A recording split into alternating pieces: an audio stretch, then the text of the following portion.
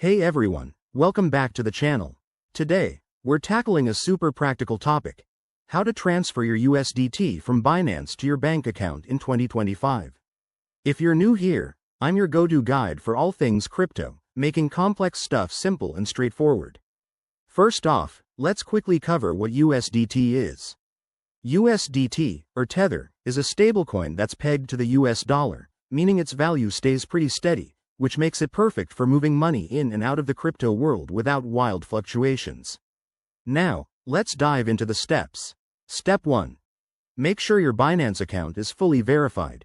In 2025, regulations are tighter than ever, so you'll need to have your ID confirmed to access withdrawal features.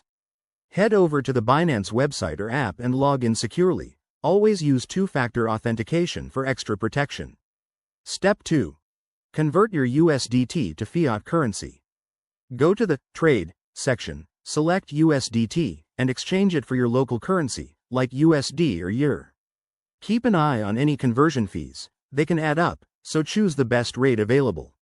Step 3. Navigate to the Wallet tab and select Withdraw. You'll see options for fiat withdrawals. Link your bank account if you haven't already. Binance might require you to add and verify your bank details here. Step 4. Enter the amount you want to withdraw, double-check the network fees, and confirm the transaction.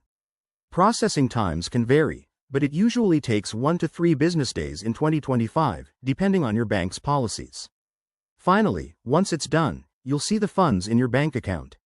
A quick tip: always monitor your transactions and be wary of scams. Never share your keys or personal info. That's it for this guide.